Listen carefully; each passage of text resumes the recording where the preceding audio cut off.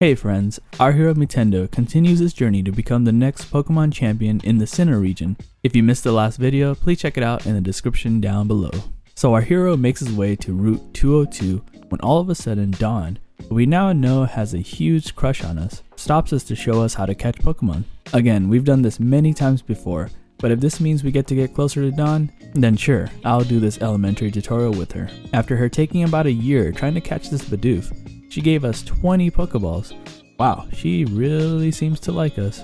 But to continue, we find a wild Starly in the tall grass, and we go through our master techniques to lower its HP and catch it with one of our new Pokeballs.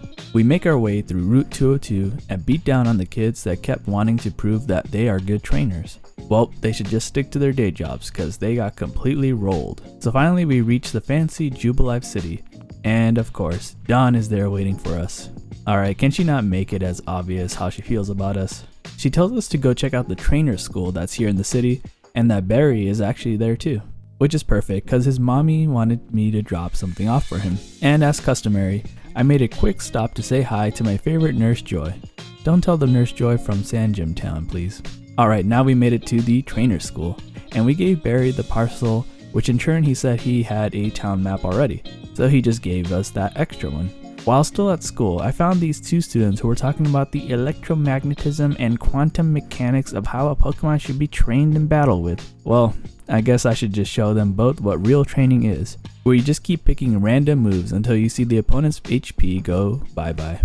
Well, the first trainer did have an Abra, so I did need to be a little careful, but we're good. Our Chimchar is strong enough to take both of them out with just a puny Ember move. Now I'm super excited about talking to this guy on the left, because previously he would actually give us a move called Hidden Power, which if you don't know what it is, can be any typing out there. So potentially, my Chimchar could actually have a water move, even though it's a fire type.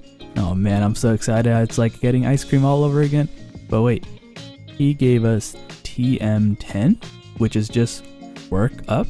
What? Continuing on to Jubilite City, a random dude stopped us and said for us to find 3 clowns around the city to get 3 Pokédex coupons from them. But funny enough, after going around the city and collecting all 3 coupons and answering their questions, I found a 4th clown who took my coupons and handed me my very own Pokédex. So now, to use this Pokédex, wow, after my entire life of not knowing the time of day, I finally have this ability, and all I needed to do was talk to 4 clowns. Who would've knew? Going to the far west side of Jubilite City, there's a connecting point where a fisherman gave me his old rod. Please don't take this the wrong way. I know exactly what to do with this rod. Catch the ultimate beast of a Pokemon, Magikarp. I promise you, this fish will be our savior someday. Now we head to the east side of Jubilite City and into Route 203 where I spotted a 5th clown. Wow. Oh wait, it's just Barry. And he wanted to battle us. I'd hate to destroy his confidence so early in the game, but whatever. Barry started off with his Starly, and I completely forgot that my Chimchar was poisoned from one of my previous battles with those kids. Oh no, I can't lose to Barry. Nah, I got you guys. Even handicap, we completely destroyed his Starly. Next I switched out into my Starly as my team were all arguing with each other, trying to get at it with Barry's Pokemon. So he sent out his little penguin Burb, and I was actually trying to put up a fight, but nah, my wing attacks were too much for his pounds, and with that, we won our first rival battle, if you want to call him a rival. We make our way past Route 203 and battling more of these weak trainers and putting them in their place. Now at the top of Route 203, next to the Oreburgh gate, my expert Pokemon skills came into play.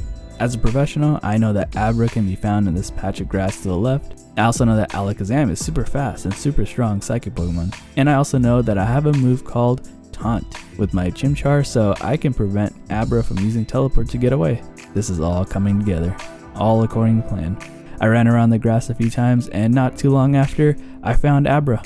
Yes, I am a Pokemon master. I am the greatest trainer of all. Okay, so in my second encounter with Abra, I think I was still feeling the effects of my first run, so I completely forgot to use Taunt. This stuff kind of happens to the best of us, right? Alright, 3rd charm is the time. And yes, on my very first try, and without any failures or mishaps, I caught Abra. So we entered the Oreburgh gate, and this big guy gave us Rock Smash, which can only be used after being the first Pokemon gym, so I don't know what the point of getting this now was. Whatever, we get out of this creepy cave or gate or whatever this thing is called, and we make it to Oreburgh City. Why does it smell like pollution in here? Nonetheless, I see Barry, who is just standing in front of the first gym looking like an never mind. He says the gym leader is at the Oreburgh mine, putting our tax dollars to work.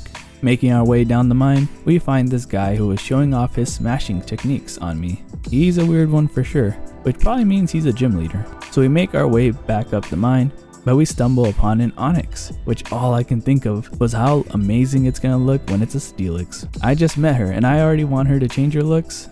I'm a bad person. Alright, well, we caught this Onix, and even though I'm confident Chimchar can take out all of the gym leader's Pokemon, I taught Onix Rock Smash as a backup to the backup.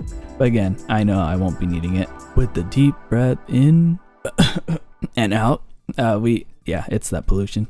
We entered the Oreburgh gym. This place is a lot smaller than I thought. We make it past the first 2 trainers pretty easily, so no need to go over that. But the real battle is against this Roark guy. And he sends out his Geodude. I start off with my amazing and powerful Chimchar. I know it's gonna take out his entire team. I use my super effective power up punches, but Geodude kept using rollout, which is also super effective against me. Somehow, even being 1 level stronger than him, my Chimchar fainted. So I guess I used my backup plan to the backup plan I had. Luckily, being the Pokemon expert that I am, I taught my Onix Rock Smash, and just as the move says, literally smashing the rocks one by one until he sent out the same exact Pokemon as me. It was literally like we were battling in front of a mirror, except the trainer on the other side looked like a clown. So we kept going back and forth, me using Rock Smash and him using a random set of moves which would ultimately lead to his downfall. Lastly, he sent out his trump card, Cranidos, whatever. I was able to attack before him and got off 2 attacks and put him in the yellow before eventually fainting. Onix, you did good. It all comes down to this. I chose probably the worst type against this rock gym because I wanted to show that Pikachu isn't the only electric type that can defeat a rock gym. Shinx was putting in some good work, but then proved me wrong, and I'll admit Pikachu is still the best electric type against the rock gym. And then I sent out another Pokemon that had a horrible type against this rock gym as well, but spamming some wing attacks eventually did it, and I proved how good of a trainer I was by beating him with me having the type disadvantage. We got our coal badge, but also a well-deserved evolution for our Starly into Staravia. So our hero, who seemed to have some trouble at the first gym, no he didn't, received his first gym badge.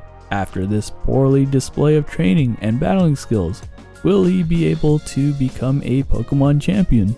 Hit the like button if you believe he will become a Pokemon champion, or comment down below why you think he won't be a champion.